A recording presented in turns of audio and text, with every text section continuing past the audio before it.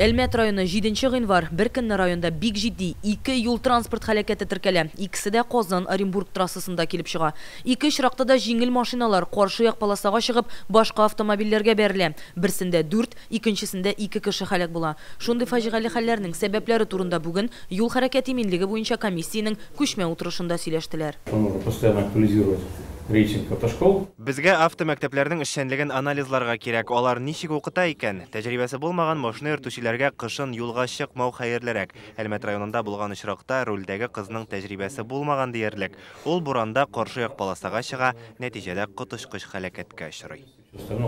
Ел башыннан Татарстанда кеше үлеменә китергән 2000-нән артык авария теркәлә. Аларда 199 кеше һәлак була. Юл транспорт һәлакәтләре федераль юлларда арткан. Төбәк дәрәҗәсендәге юлларда күрсәткечләр 18%-ка зуррак. Бүген транспорт министры әйтүенчә, республиканың 23 районы әле дә кышын юлларны карап тоту буенча подрядчы оешмалар белән килешүләр төземәгән.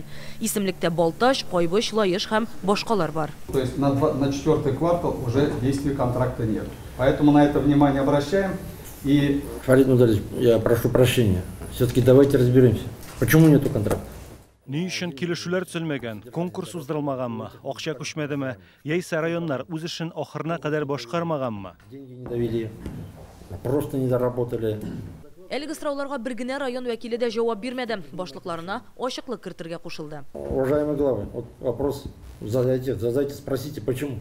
Вот опыт Альметьевска здесь положительный.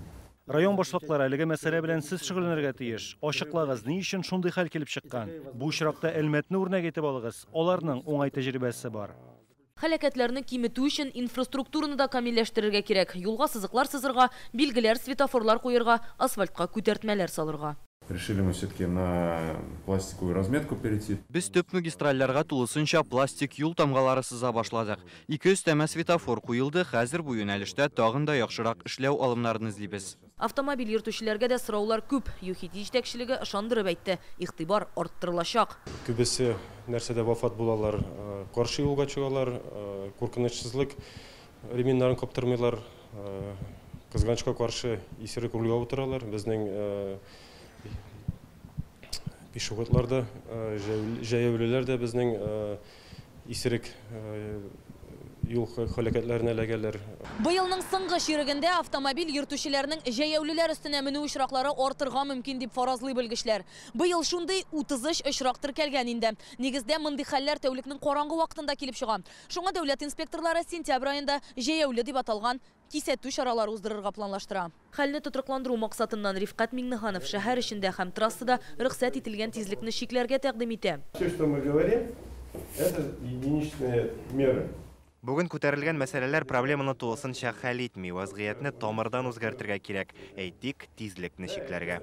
Рифкат Миңнеханов шәһәрләрдә тизлекне кабат сәгатенә 40 чакрымга калдырырга тәкъдим итә. Трассада сәгатенә 70 чакрым булсын ди ул. Чираттан тыш утырыш нәтиҗәсе буенча авария очракларын киметү буенча карарлар кабул ителәчәк. Шамил Гафаров әйтүенчә, республика җитәкчелеге куйган бурычлар үтәлергә тиеш.